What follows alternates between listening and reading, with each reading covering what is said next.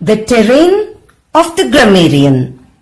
Hey, is it the word for the day or the word of the day?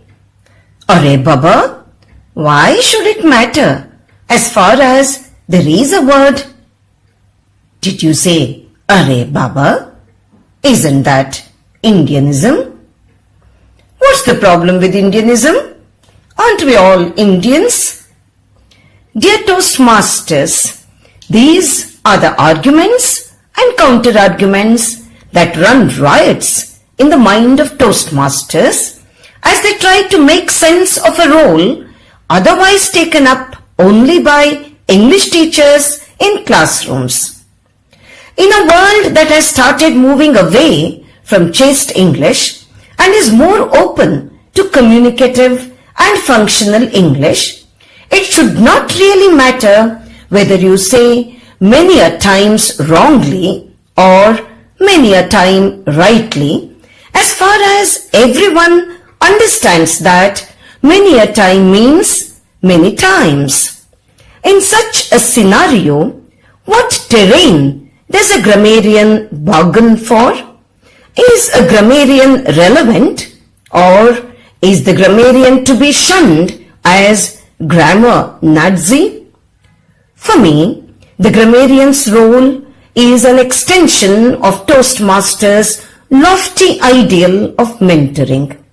It's the willingness to share one's knowledge, clarify doubts, and walk hand in hand in the journey of self-improvement.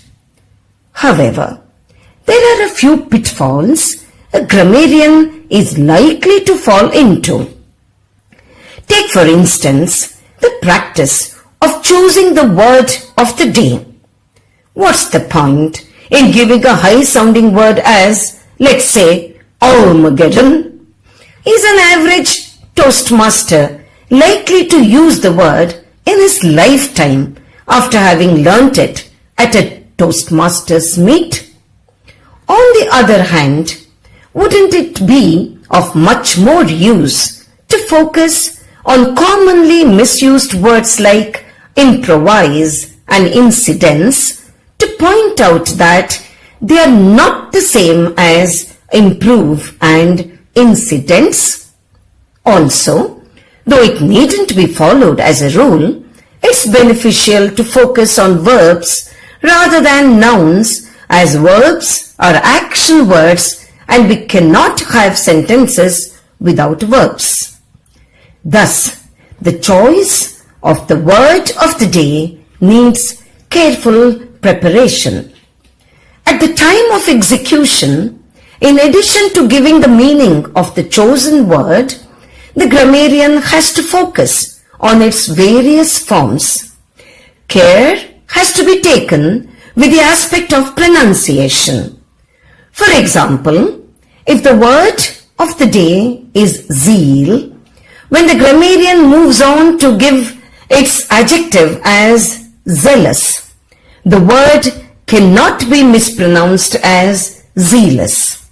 Hence, it is necessary for the grammarian to check the pronunciation of not only the chosen word, but also of all forms of the chosen word. It's equally important to keep in mind the connotation of the word even as its form changes.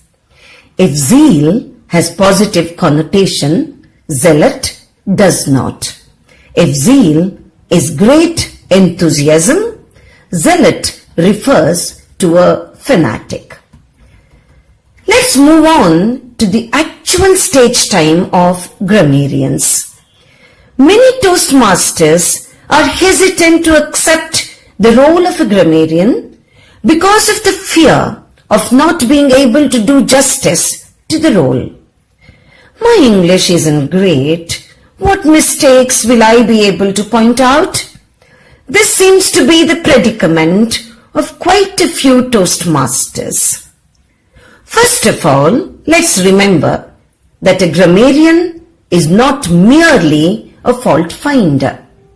If we are alert, we will be able to put together quite a few good words and phrases used by different speakers and give these as the grammarian's report. Having said this, let me also add that if one is a total novice, it would be beneficial to get mentored by a member proficient in English who would make a list of things which should have been taken care of. Such an approach would be educative in nature. Let's now come to the image of grammarians as grammar police. It is of paramount importance that grammarians infuse a certain level of lightheartedness into what they comment on instead of appearing too stern.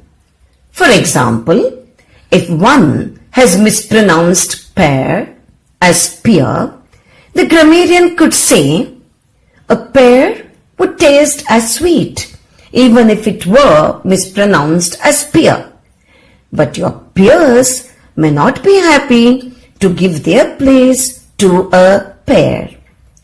Finally, one of the oft-used remarks of a grammarian to a speaker is, I was so engrossed in your speech that I forgot to take note of the mistakes. By making this statement, the grammarian does disservice to the speaker who in all probability might not have made a mistake. If Benjamin Williams is right when he says, like young plants, young minds need watering, and it is the duty of grammar to do it, let's tweak the saying a little bit and declare that Toastmasters also need grammar to quote excellence. Thank you.